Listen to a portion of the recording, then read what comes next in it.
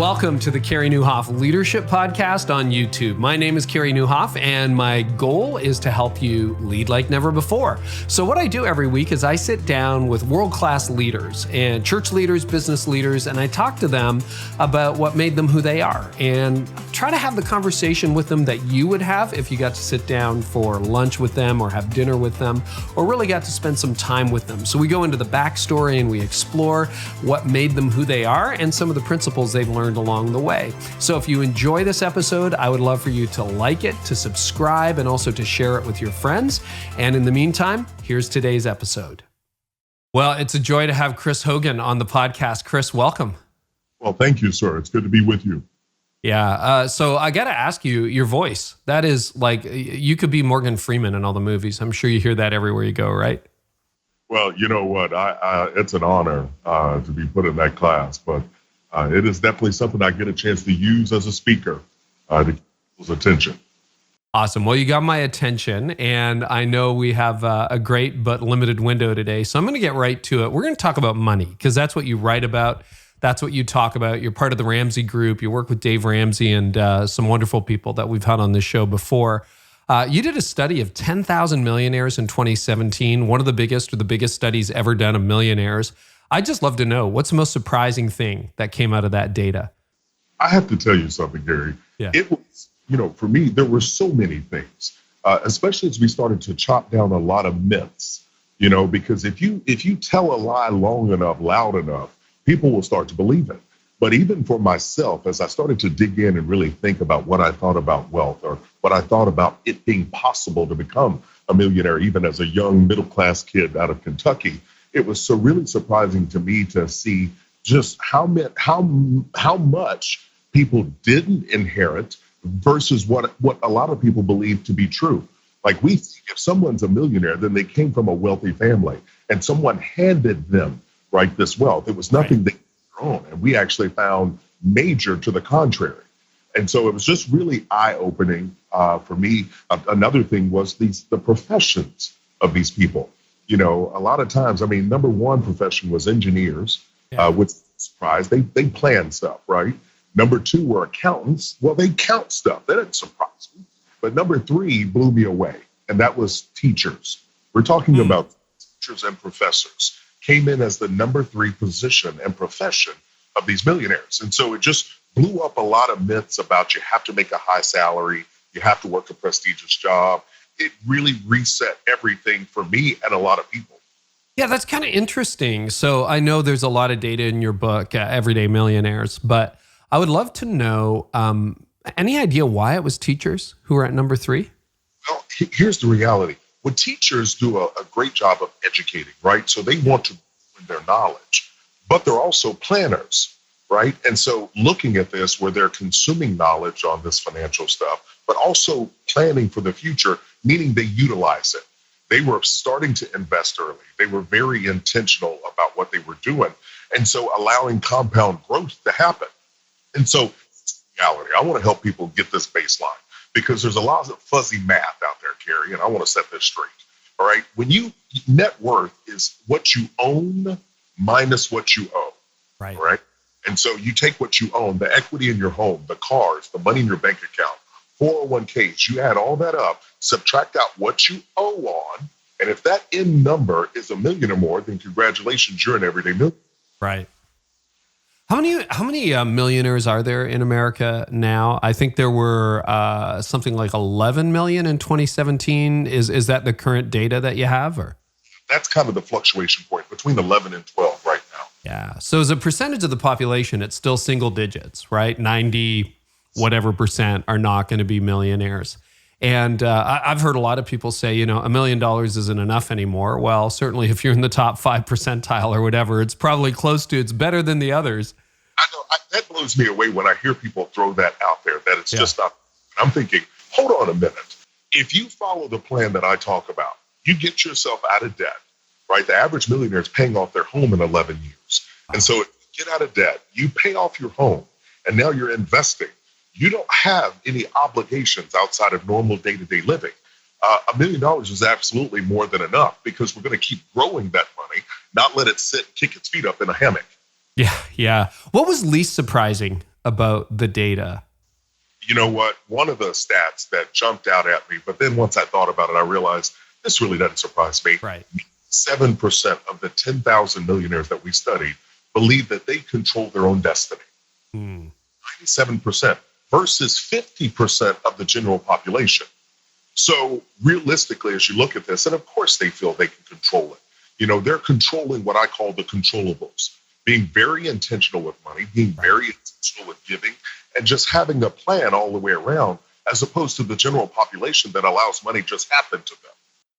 Yeah, it's kind of interesting, right? Because on the one hand, I believe, and I know you share that, in the sovereignty of God, and not everything is within our control. But there is kind of a, as for me in my house, right? Hey, I can't control you. I can't control the stock market. But as for me in my house, I know I was going to ask you this a little bit later, but I want to get into it now because we're talking about millionaires. And here's the reality.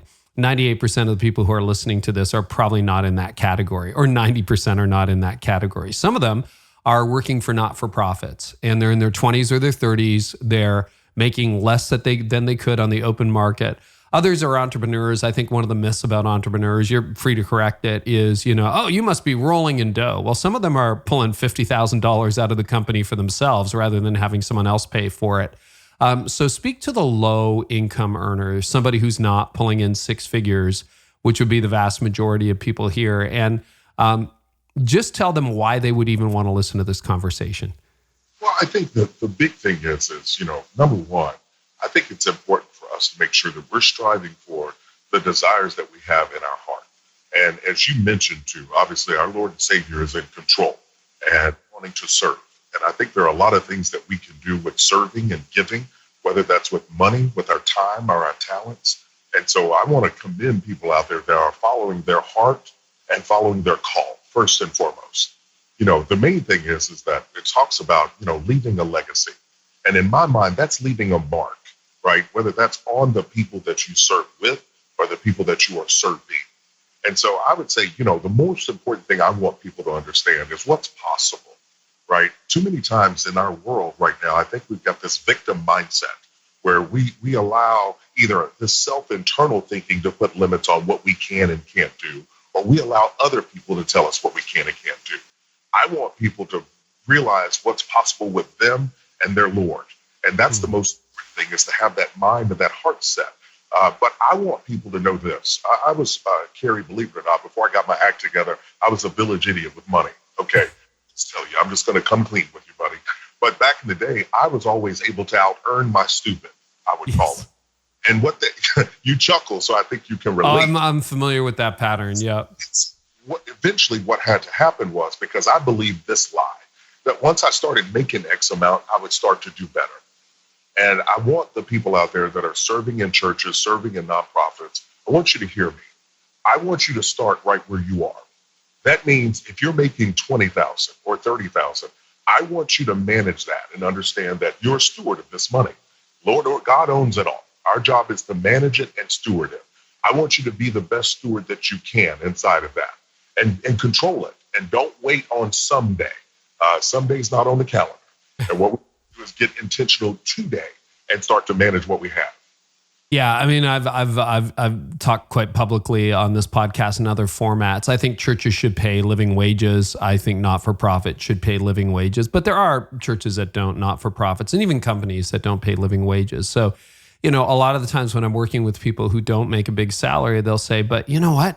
Like, Chris, what you don't understand is like housing costs X, or my apartment costs X, and I need transportation. And I empathize. Like groceries, a loaf of bread costs you, me, and everybody listening the same amount of money, right? It does. So it's not fair. Gasoline is the same amount, $1, a gallon, whether you have $1 million in the bank or $1 in the bank.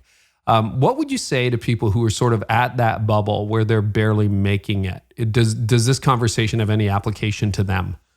I think the big thing is that's not a surprising thing to me. A Wall Street Journal stat showed that almost 80% of people are living paycheck to paycheck. Yeah. Which means if one check doesn't show up, they now have what's called a situation.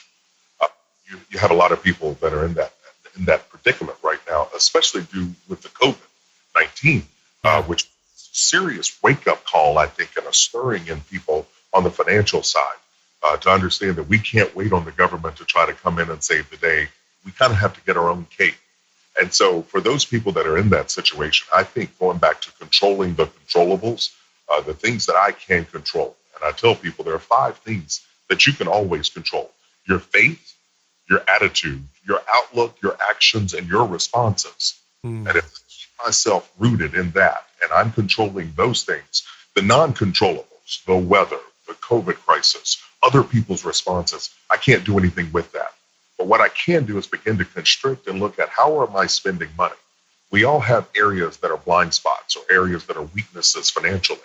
So I think it's important to start to budget and really pull in and look and understand, do I have a plan for my money, right? Because John Maxwell says you either tell money where to go or wonder where it went. And That's a great line. Where you are socioeconomically, it's really important for us to have awareness, but more importantly, a plan. Yeah. Couple more questions about the study. One is, like you hear these stories about someone who made $45,000, $50,000 a year and retires a millionaire, by 60, 65, they're a millionaire.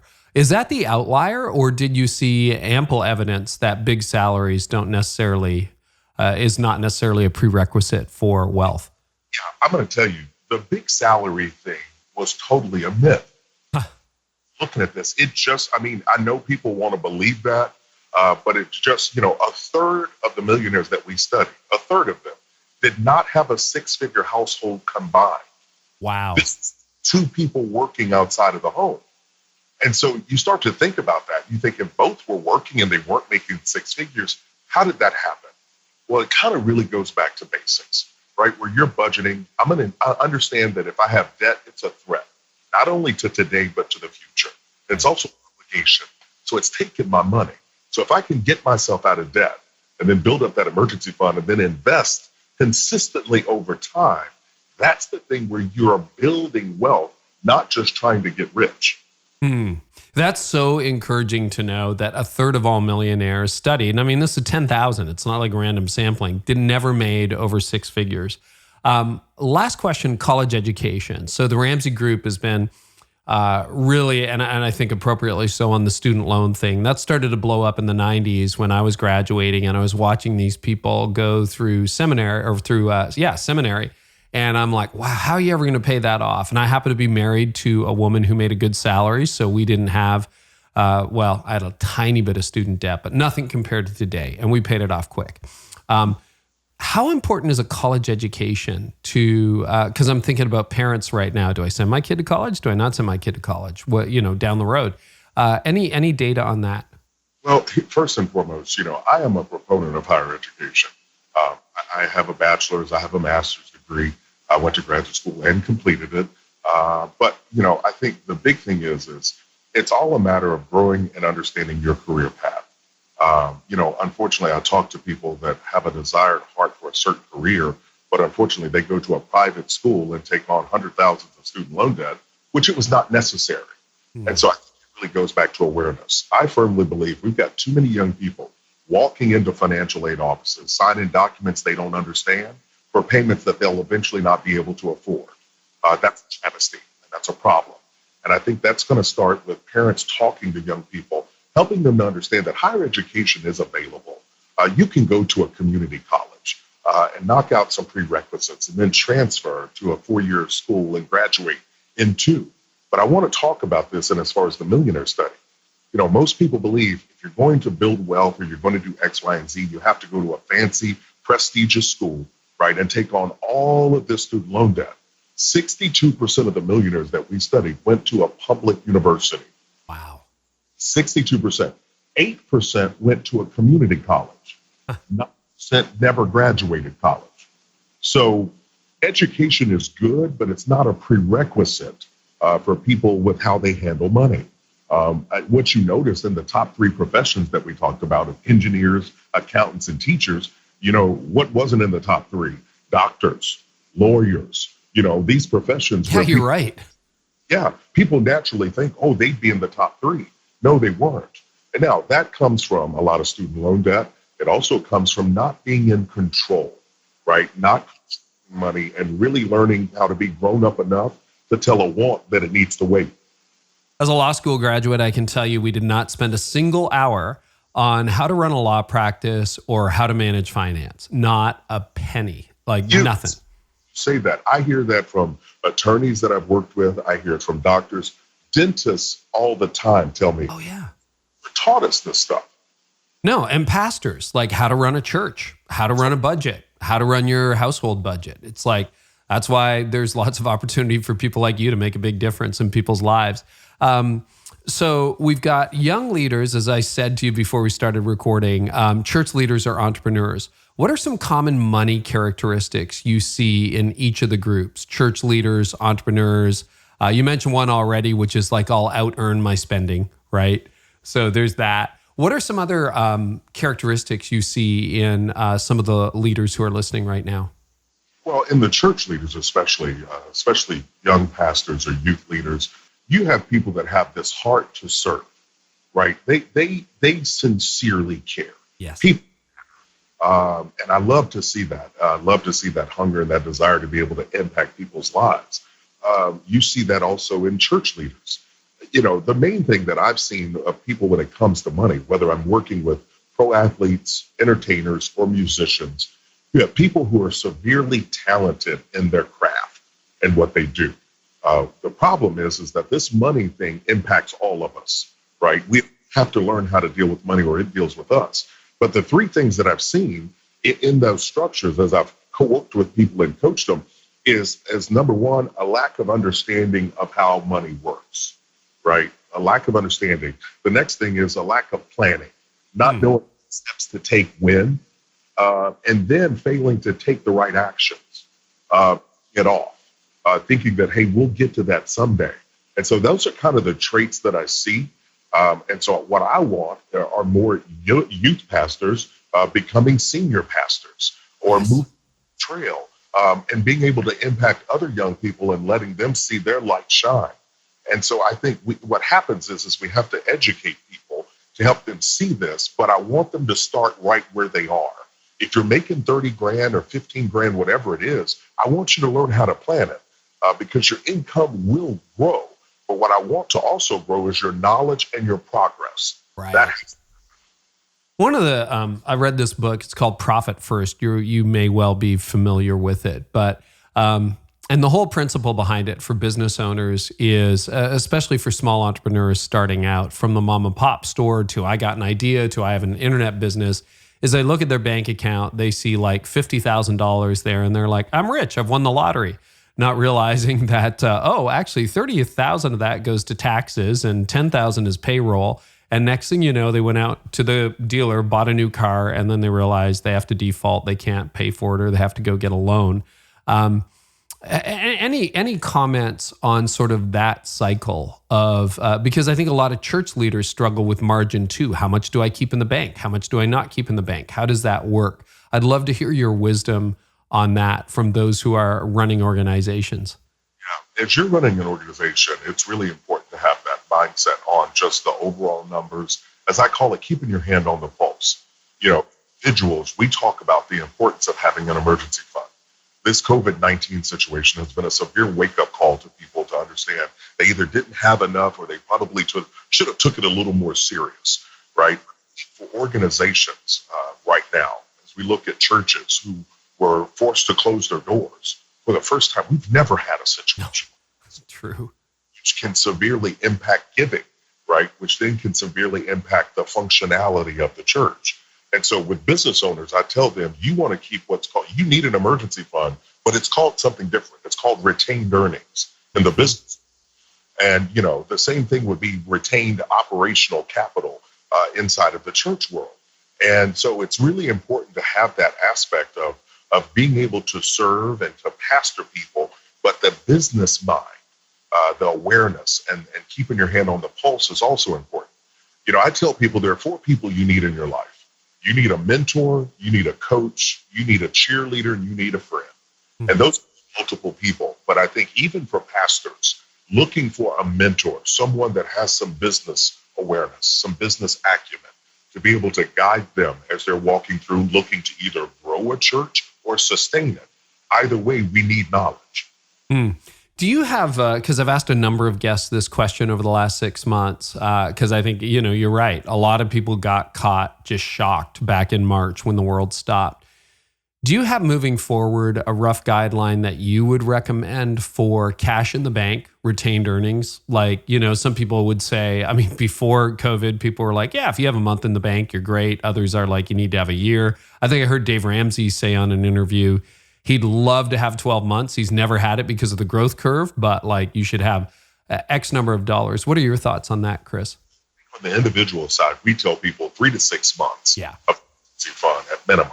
And if you're someone that is self-employed, you're going to aim more for the 6 months because you have volatility in your income.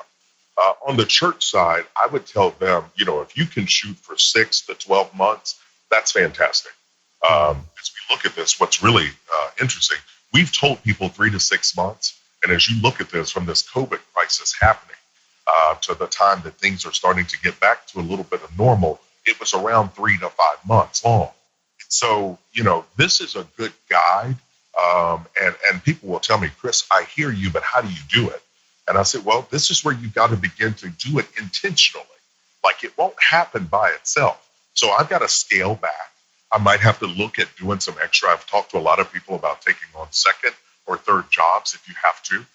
But you're going to have to give up something in order to gain something better. And that's this mindset we have right now in our American culture. We have this and mindset, right? I want to stay the same and I want things to get better, right? I keep doing what I've always done, but I want things to get better.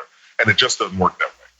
So you've talked at some length about broke habits and millionaire habits. Can you just walk us through a few broke habits? One of my pet peeves in life is to cure the church of broke thinking. So I just love to hear you talk about that. Well, I think first thing is the whole wants versus needs. I think we've got to be grown up enough to know the difference. Needs, I tell people, you need to have the 4 walls around you. You're taking care of your housing, your utilities, having food on the table and having clothes on your back, as well as keeping gas in your car. Like those are the 4 walls we talk about you have to have. But, an upgraded TV is not a need. Yeah. The $300 gym membership so you can work on a tan or socialize, it's not a need. And so I would say that people that are broke tend to do things that they want to do, not prepare for the things that they need to do. Another broke mindset thing is just making money to make it without having any kind of plan whatsoever or any kind of reserve set aside. And I think another one is wanting to be rich versus building wealth. I love this for a second because getting rich means it happened overnight. That's the late night TV stuff that you see. And I roll my eyes, right? Because 100 easy payments of $299 a month, they'll tell you how, right? It's absurd. You want to build wealth over time. And you and I know there are so many scriptures in the Bible about money because money is a tool. And when people come at me and they'll say, well, Chris, wealth is not a good thing. I go, well, you didn't read it right? It's the love of wealth. The Good Samaritan doesn't get to be the Good Samaritan if he didn't have some reserves. He had money set aside to be able to impact, to be able to help. And he had the heart and the means to be able to step in to help someone in need. What is the difference in your mind, and you touched on it a little bit, between being rich and being wealthy? I think rich is something that happens quickly. It's something through an inheritance, through signing a record deal, signing an athletic deal. That's something where just money happened and an influx came. I think building wealth is something that happens over time. It's intentional. It's that school teacher that's putting money inside of the 403B, month after month over a 25, 30-year period. I think it's the young person that's working as an entrepreneur that understands they may not have a 401k because they're self-employed, but there's an opportunity to do a SEP, or there's an opportunity to invest in growth stock mutual funds. And they start to intentionally build that into their budget. I'd love your take on this too, Chris. We've all heard the stats about the number of professional athletes who go bankrupt after signing the big deal, like, 2 years outside of the NFL and X% are bankrupt. Also, lottery wealth, that does not usually go very well. I'm curious as to why. Why do you think that is? What happens? Because I think in our heads, we're all saying, listen, You drop $1 million in my lap, I'm going to take really good care of that, Chris. But then the odds don't play out in that direction. Yeah, it's fact versus fiction. I think it's a matter of, someone that has come from nothing, that has built up wealth over time, they've made some sacrifices, but they've also made some mistakes and they've learned from them, right? And so I think people that suddenly come into money, I've worked with a couple of lottery winners, and the mindset, they weren't prepared to learn how to handle it. And so they went more toward that broke mindset of just dealing in wants, not needs. And so they just wanted until the money was almost virtually gone. So it's the preparation, it's the process of learning, it's the process of having to be grown up enough to say no. But it's also a process of going through tough times. I think when you go through a tough time, what you do is you realize this is something I don't ever want to be here again. So I do what's necessary. I don't have to feel that. Turns out that oven is hot and I don't touch that thing. Yeah. I think one of the millionaire habits is goal setting, that was something a lot of millionaires did. And I think you hint at the importance of writing your goals down. Can you tell us about that? I really am a huge proponent of goal setting. I was taught this. Listen, I'm a little Kentucky boy. I mean, I'm not that small, but in my head I am. But Kentucky. But I had a lot of incredible teachers, professors, and coaches in my life. And it was crazy as a lot of them talked about goals. And so I was taught this at a young age, the importance of not just having a goal, but being serious about it and writing it down, something about seeing it in your own handwriting. And I still do this to this day, where I make 5 big goals for myself in a year. I keep a copy of it in my closet, so I see it every morning when I get dressed. I keep a laminated copy in my vehicle, so I see it when I drive, and I keep one in my bag. And so it's presence of mind, right? And so I understand not just the goal, but why. Why do I want to achieve this? Who wins when I win? Who's impacted in a positive way? Or what does it allow me to do for other people anonymously that people don't know about? And so I think having that written down helps you to see it, helps to cement it, not just in your head, but in your heart, Carey. I think that's the key. When we tap into our hearts, there's nothing we can't do. And we're willing to make sacrifices for something that helps us help others. You ever see people sabotage their financial future? Like they get ahead and then they kind of undo it? Absolutely. Absolutely. I've seen people do the self-sabotaging. I've seen people do the self-fulfilling prophecy, where they've heard that, hey, we're not good with money, or our family doesn't handle money well. And they've heard it so much that they actually start to buy into it. And they consciously or subconsciously will continue to kind of do some things to set themselves back. And so that's really a hard issue, where you really got to dig in and say, hold on a minute. Do you believe it's possible for you to handle money well? And I'll ask people that. And they'll go, well, I think I can. I go, okay, well, we got to get past think and we've got to get past to believe. I need you to believe it, because with belief, you can grow in knowledge, right? And when you grow in knowledge, you can take the right actions. Without one of those 3, I think you set yourself up for failure. One of the stats that blew me away, and I want to make sure I have it right. If not, you can correct me. But half of all baby boomers don't even have $10,000 saved for retirement. And note to file, that means they're almost all retired. So it's not like, oh, you're 18. Like boomers have less than $10,000 saved. That's crazy. I couldn't believe it. I couldn't either. To see that, it's shocking to me that you have people that are, that close to age 65 and not having any money set aside. And then to put on top of that, we have the CARES Act that's supposed to care about people, and it's allowing people to pull money out of their 401k without the penalty, but they still have to pay taxes over 2 years for the money they're pulling out. And so, it just, for me, people that are in that age bracket, I tell them you can glance back, but we have to focus forward. Meaning, if you're awake and you've got breath in your lungs, you've got an opportunity to make a difference. So what are we going to do? And time is of the essence, and it's really important to really start digging into those essentials. And I'll list those. The essentials being budgeting, being very intentional, getting out of debt, where you get your money back, because you actually get a raise when you get out of debt. Then we build up that emergency fund, and then we have to start to invest. And so it's about getting started. We can't just sit and just worry about what wasn't done. We have to maximize time right now. I think one of the best things my wife and I did, and it took us a few years to figure this out, was we hired an independent financial planner. And you talk a lot about independent financial planners. And the part that was most liberating for us was, you usually have a spender and a saver. I would confess to being the spender. She would be the saver. We never quite had enough. But it was really nice. He wasn't trying to sell us an investment. He wasn't trying to sell us anything. He's just like, it was fee for service financial planning. And it's like, oh, if you save X number of dollars a year for this many years, this is where you'll retire. And that it just was such a clear picture.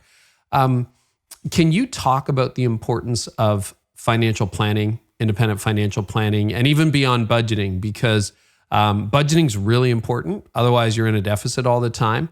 But any thoughts? Like, did that play a role in the research? I know for us, it was game changing. It was just game changing. We had it was almost 70% of the millionaires that we studied worked with an investment professional. Wow. And, that's a massitive number. So they weren't like day trading because some friend told them about a hot stock tip, right, Chris? Day trading, I started twitching. I had a flash. But no, working with someone is really important because you want someone to be able to understand your goals, talk with you. It's that coach, right? The coach that helps you get better at a sport or in playing an instrument. It's someone that's guiding you. And I tell people, you want to find someone like that. You want to find someone that has the heart of a teacher.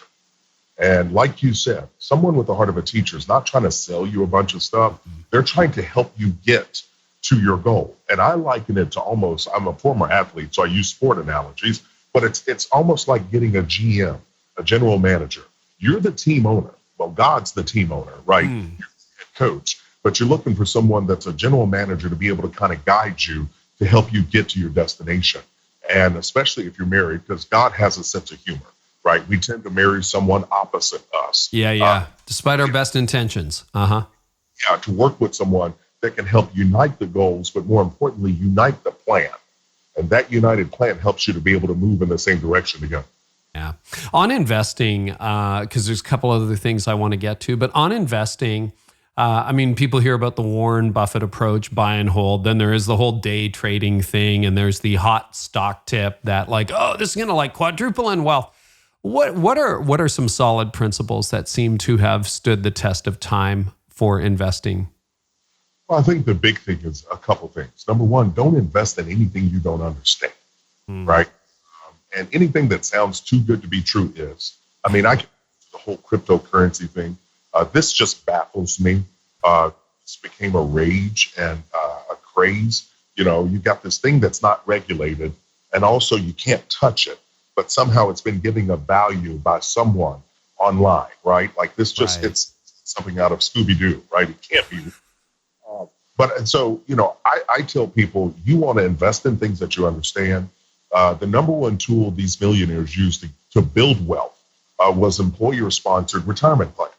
401ks, 403bs, IRAs, Roth IRAs. And so it's really important to understand what you're investing in, but it's also long-term, Carey. That's the big thing. You invest for things that are 5 years or less. You save for things, 5 years or less. You invest in things that are 5 years or longer. Oh, that's good. Have this longer-term mindset to be able to allow money to go through the process. And investing is like riding a roller coaster. There are going to be ups and downs. But listen, if I've got my seatbelt, which is my plan and my long-term strategy, I know what's going on. Take this COVID situation, for example. Back in February, we know exactly where the market was. Come March, things were starting to drop. Come April, it dropped even further. But as of yesterday, the market is back above where it was in February. Yeah. We're still in the middle of this COVID situation. And so I told people, don't jump out of the market. Don't pull your money out long term, right? You've got to think about that. And that's a prime example. So think long term, invest in things that you understand, but at the same time, be in it and have a plan and know how it works. Yeah, it's so interesting. So much of what we talked about is kind of the long game, and I always say to my team, we're playing the long game here. So, quick wins are not necessarily a win. Sometimes they are, but often they're not. We do have a bit of a succession crisis brewing in the church, and even most businesses, I think it's 95% of all businesses never survive their founder. So there's just a succession crisis no matter what. So most churches, a lot of churches, the average senior church leader, pastor, is 57 years old this year. There's a lot of 55 to 70-year-old senior pastors who are still hanging on. And if they were really honest, they would say, I don't feel a passion for this anymore. I just can't afford to retire. I hear that story all the time. And they're probably one of those baby boomers that has less than $10,000 in savings, or certainly not enough to feel the freedom to move. What advice would you give to people at that stage of life if they're like, Chris, I'm so far behind, I almost wanted to turn off this podcast 10 times. So what would you say to them? Well, hearing scenarios like that, that's a sad story. It is a hard story. It breaks my heart. Yeah, they're hanging on, and their heart may not be all the way in it, and that's for various reasons. And I would say, to that pastor, if he's listening, that to understand that, okay, number one, you had a call on your life, and you pursued that, and you've got the opportunity to help to be a spiritual father to so many people. We got to get your mojo back. And what that might mean is you getting with a counselor or you talking to a therapist to really dig into that. To hold on just from a financial standpoint, you're kind of blocking someone else's opportunity to maybe come in and enlighten and ignite a fire in other people's hearts. But you still have time and you've got value. I've talked to a couple of pastors that have moved on from their church leadership position, but they moved into business or moved into consulting with churches. And so there are options out there. I think the worst thing we do typically, Carey, is in tough situations, we tend to isolate. Yeah. Instead of reaching out and talking to people. And that's a lesson I've learned over the last few years, is that opening up to really address the things that you're thinking about or that you're concerned about. Life is not meant to be done alone. And so I would encourage all of your listeners out there, if you've got a phase of life that's giving you trouble or causing you stress, I want you to reach out and get connected to someone that not only will listen to you, but will be able to give you some guidance or clarity, at least on the next step.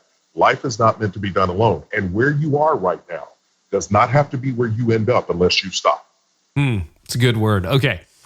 Last question before we wrap up and I give you the floor. I would love to know, for people who are really strapped financially, what you would say about the role of giving. Because this is something I've spent my whole life trying to model giving, preaching about it. Some people say, Chris, till I get out of debt, like I just can't give. What would you say to people who are in a tight place financially about generosity? Well, I think number one, first and foremost, giving has to be at the top. It's not something you make space for. It's something that you do because of what you believe in your heart. Yeah. And, so it's got to be at the top. I tell people, listen, there are also many, many ways to give. You've got money, but you've got time and you've got talent. There are lots of things that you can do inside the church and as far as volunteering or with neighbors. But the heart behind it all is really understanding that, hey, you have an opportunity to be able to make an impact with other people. And that, for me, is the thing that's driven me so much financially. In a family in Kentucky, my grandparents were constantly giving. My grandfather was always working on someone else's vehicle. I never saw money change hands, but he was working on and fixing it. My grandmother was always having people come over for dinner that I now know were going through rough times in life. Never saw money exchange hands, but you saw a lot of love. And so the main thing is just be aware, but make it a priority. If you haven't given, just find $20 in your budget. Cut out eating out once, just do it. That's what happens. I've never met anyone that's ever regretted giving. It's always one of those things where it has an amazing impact. Thank you, Chris. People are going to want to connect with you. I'm sure many already have. You got a podcast, you got books, you got everything. Where can they find you online? Tell us a little bit about that. Sure. Yeah, I've got books and resources. You can find it all at my website, chrishogan360.com. Again, that's chrishogan360.com. Awesome. Chris, thank you so much. It's been a joy. Thank you, Carey. It's a pleasure to be with you. Well, I hope today's episode was helpful to you. You can always get more by subscribing to my channel. I also have a lot more content over at CareyNieuwhof.com for leaders in business and leaders in churches. And you can get transcripts of this episode there and so much more, plus some other stuff I do for leaders. So head on over there to discover more at CareyNieuwhof.com. And in the meantime, I really hope our time together today has helped you lead like never before.